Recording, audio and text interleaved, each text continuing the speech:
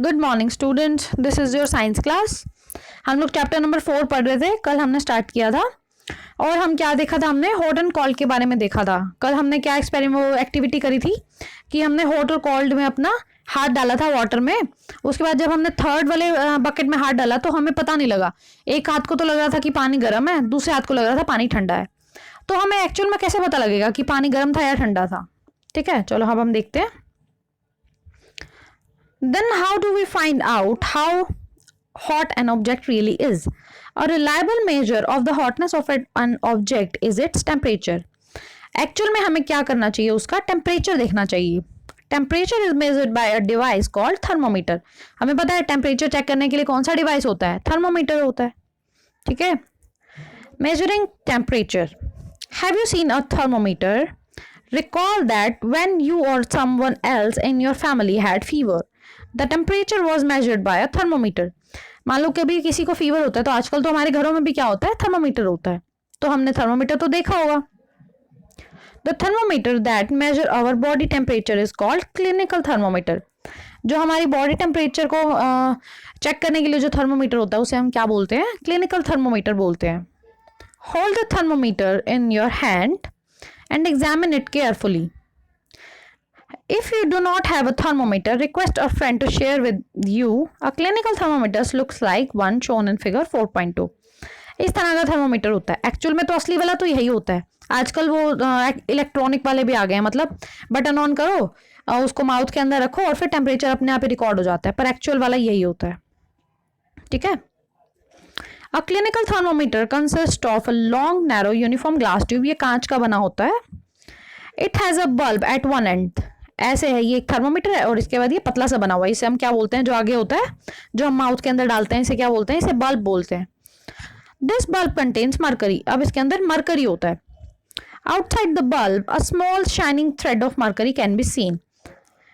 तो इसके अंदर क्या होता है? मरकरी बना होता है और उस मरकरी से ही एक्चुअल में क्या होता है? टेम्परेचर मेजर होता है। If you do not see the mercury thread, rotate the thermometer a bit till you see it.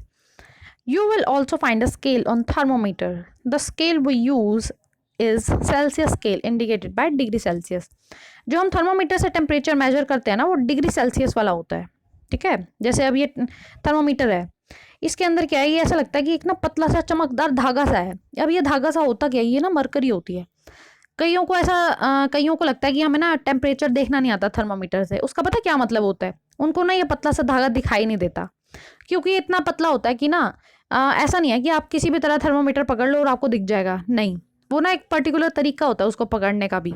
उसको थोड़ा सा, अगर आपको नहीं दिख रहा ये पतला सा धागा मरकरी वाला, तो इसे हम थोड़ा सा रोटेट भी कर सकते हैं। थोड़ा सा मतलब इसे घुमाओ तो आपको दिख जाएगा। ठीक है, चलो। A clinical thermometer read temperature from 35 degree Celsius to 42 degree Celsius. 35 से 42 तक वो मेजर करता है। चलो एक्टिविटी 4.2 देखते हैं। Reading a thermometer. थर्मोमीटर को रीड कैसे करेंगे? Let us learn how to read a thermometer. First, note the temperature difference indicated between the two bigger marks. Two bigger marks का क्या मतलब है? जैसे कि मान लो लिखा हुआ है यहाँ पे 35, उसके बाद लिखा हुआ है 36, फिर लिखा हुआ है 37। जैसे हमारे पास जो स्केल होते हैं, जैसे हम लाइन ड्रॉ करते हैं, उसमें भी लिखा होता है ना। मान लो स्केल में क्या होता है? 1 2 3। अब इन 1 to 3 के बीच में क्या होते हैं? 10-10 लाइनें बनी होती है ना, छोटी छोटी छोटी छोटी। उसके बेसिस पे आप लिखते हो कि 1.6 है, 1.8 है, ऐसा लिखते हो ना आप लोग। तो 1 से 2 के बीच में कितनी पार्टीशन बनी होती है? 9 लाइन्स होती हैं और 10 पार्टीशन होती हैं। यही होता है ना, 10 पार्टीशन होती हैं। ऐसी थर्मोमीटर के बीच में भी होती हैं। देखो यहाँ पे दिखाती हूँ मैं आपको, ये देखो। जैसे यहाँ पे लिखा हुआ है 36, यहाँ लिखा हुआ है 37, तो इनके बीच में भी क्या है? मार्क है ना। बड़े मार्क के बीच में छोटे वाले मार्क है, तो यही वो बोल रहा है। हमें क्या करना है? सबसे पहले ये देखना है कि दो बड़े मार्क के बीच में कितने छोटे वाले मार्क हैं। Also note down the number of division between these marks.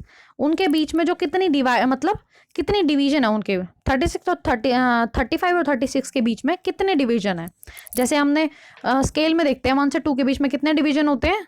10 division होते हैं। ऐसे ही हमें थर्मोमीटर में देखना है कितने डिवीजन है। Suppose the bigger mark read 1 degree and there are 5 division between them. जैसे कि मान लो ये थर्मोमीटर है, ये रीड कर रहा है 35, यहाँ लिखा हुआ है 36, यहाँ लिखा हुआ है 37। अब 35 से 36 पे जब हम गए तो हमने क्या देखा कि 1 डिग्री बढ़ गया ना, 35 डिग्री से 36 डिग्री पे चले गए, 1 डिग्री बढ़ रहा है। और मान लो कि इसके बीच में 5 डिवीजन थे, 1 2 3 4, 4 लाइन लगा दी और 5 डिवीजन हो गई ये।